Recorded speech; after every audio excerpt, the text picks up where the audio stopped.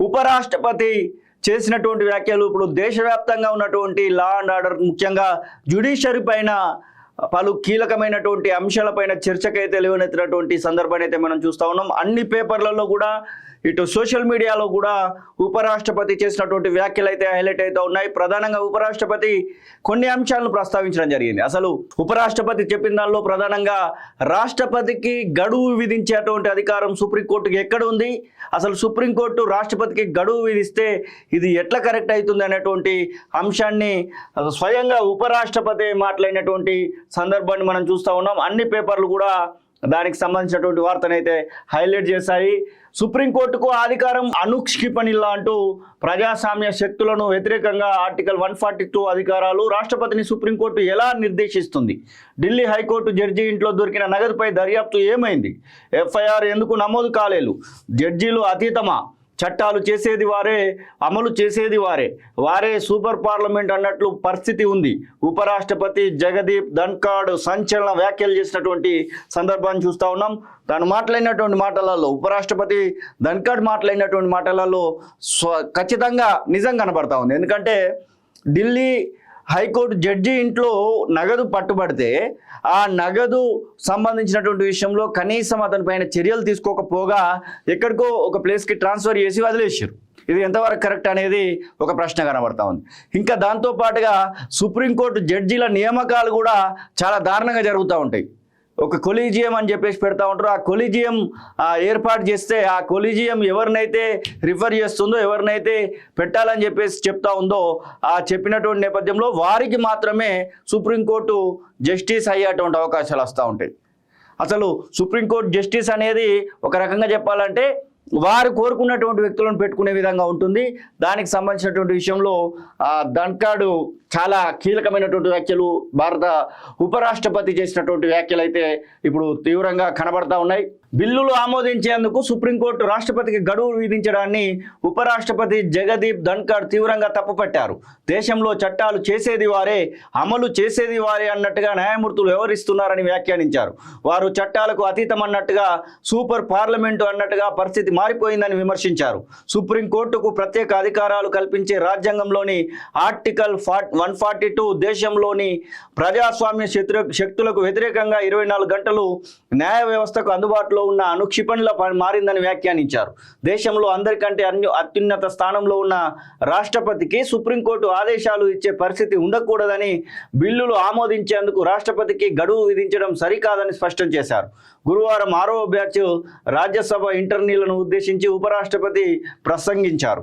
రాష్ట్రపతి, గవర్నర్ల అధికారాలకు సంబంధించి ఇటీవల సుప్రీంకోర్టు ఇచ్చిన ఆదేశాలు, ఢిల్లీ హైకోర్టు న్యాయమూర్తి జస్టిస్ యశ్వంత్ శర్మ ఇంట్లో భారీగా నగదు దొరికినటువంటి వైనం, వీటన్నింటిపైన కూడా ధన్ఖడ్ మాట్లాడారు. మొత్తానికి ఉపరాష్ట్రపతి మాట్లాడినటువంటి మాటలు ఆలోచించే విధంగానే ఉన్నాయి.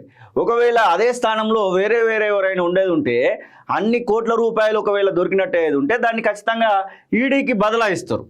ఈడీకి బదలాయించి ఈడీ దానిపైన ఎంక్వైరీ చేయడానికి అవకాశం ఉంటుంది. ఇప్పుడు ఈడీ ఎంక్వైరీ అనేది పక్కన పెట్టరు, కనీసం దానికి సంబంధించి మాట్లాడేటువంటి వైనం కూడా కనబడతలేదు కదా. న్యాయ వ్యవస్థ తీరుపై తీవ్రమైనటువంటి విమర్శలు గుప్పించారు ఉపరాష్ట్రపతి ధన్ఖడ్. పాలకులు వారే అన్నట్టుగా రాష్ట్రపతికే ఆదేశాలు జారీ చేస్తున్నామంటే మనం ఎక్కడికి వెళ్తున్నామో తెలియడం లేదు. ఇది కోర్టులో సమీక్ష పిటిషన్ వేయాల్సిన చిన్న విషయం కాదు. నిర్దిష్ట కాలంలో రాష్ట్రపతి నిర్ణయం తీసుకోకుంటే చట్టంగా మారినట్టే అని సుప్రీంకోర్టు పేర్కొంది. అంటే న్యాయమూర్తులే చట్టాలు చేస్తున్నారు, వారే కార్యనిర్వాహక విధులు నిర్వహిస్తున్నారు, అంటే సూపర్ పార్లమెంటుగా వ్యవహరిస్తున్నారు. కానీ వారికి ఏమాత్రం జవాబుదారీ లేదు, ఎందుకంటే చట్టాలు వారికి వర్తించవు అని ధన్ఖడ్ వ్యాఖ్యానించారు. వారు చట్టాలకు అతీతం అంటే భారతదేశ వ్యాప్తంగా ఎవరైనా కానీ రాజ్యాంగంలో ఇచ్చినటువంటి అన్నింటికి కూడా అతిథులు గారు, అది ఎవరైనా కానివ్వండి. కొంతమందికి, ఒక రాష్ట్రపతికి అలాగే గవర్నర్లకు మాత్రం అరెస్ట్ చేయడానికి ముందు కొన్ని పద్ధతులు పాటించాలి. కానీ ఇక్కడ సుప్రీంకోర్టు అలాగే హైకోర్టు జడ్జిలను ముట్టుకోవాలంటే కూడా పద్ధతులు పాటించాలనేది మాత్రం ఎక్కడ కూడా రాజ్యాంగంలో లేదు.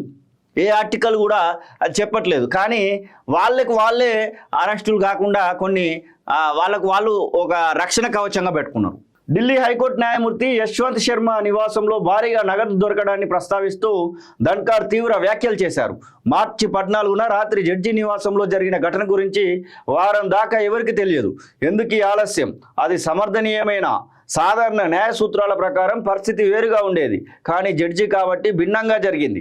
మార్చి 21న ఓ వార్తాపత్రికలో ఈ విషయం చూసి దేశ ప్రజలు దిగ్భ్రాంతి చెందారు. కానీ ఆ న్యాయమూర్తిపై ఎలాంటి ఎఫ్ఐఆర్ దాఖలు కాలేదు. ఉపరాష్ట్రపతి అయిన నాతో సహా దేశంలో ఎవరిపై అయినా ఎఫ్ఐఆర్ నమోదు చేయవచ్చు. రూల్ ఆఫ్ లాను అమలు చేయవచ్చు. కానీ ఏ అనుమతి కూడా తీసుకోవాల్సినటువంటి అక్కర్లేదు. న్యాయమూర్తులపై నేరుగా ఎఫ్ఐఆర్ నమోదు చేయలేం. న్యాయ వ్యవస్థలో సంబంధిత వ్యక్తులు ఆమోదించాల్సి ఉంటుంది. దేశంలో రాష్ట్రపతి గవర్నర్లకు మాత్రమే ప్రాసిక్యూషన్ నుంచి రాజ్యాంగం మినహాయింపు ఇచ్చింది.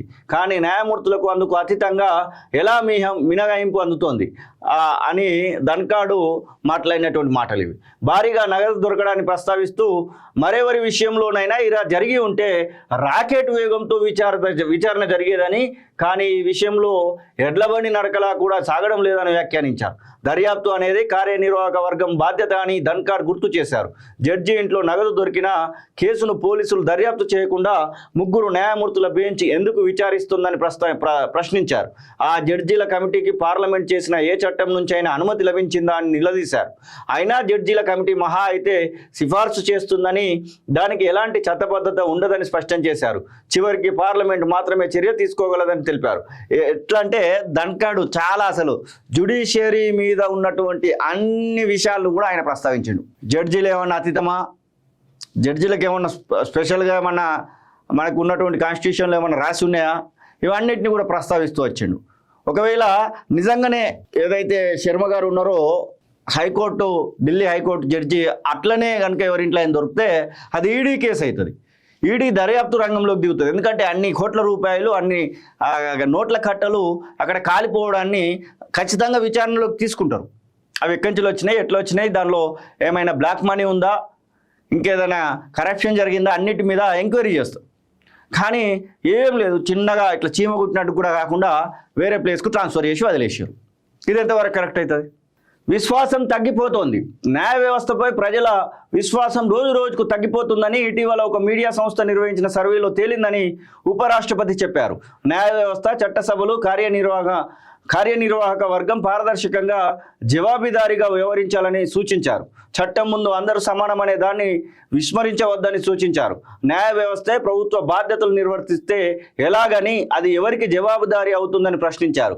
ఈ ఏడాది జనవరి 27న సుప్రీంకోర్టు మాజీ న్యాయమూర్తి నేతృత్వంలోని 7 సభ్యుల లోక్పాల్ బెంచ్ కొందరు హైకోర్టు న్యాయమూర్తులపై వచ్చిన అవినీతి ఆరోపణలపై విచారణ చేపట్టిందని ధన్ఖాడ్ గుర్తు చేశారు. కానీ దానిని సుప్రీంకోర్టు తనంతట తానే స్వాధీనంలోకి తీసుకుందన్నారు. ఇతర దేశాల్లో న్యాయ వ్యవస్థలు ఇలా తమంతట తాము విచారణను ఆధీనంలోకి తీసుకున్న సందర్భాలు లేవని స్పష్టం చేశారు. సంస్థలు పారదర్శకతతో వ్యవహరించాలని, దర్యాప్తులు, విచారణలు లేనప్పుడు పరిస్థితిని ఎలా అర్థం చేసుకోవాలని ప్రశ్నించారు.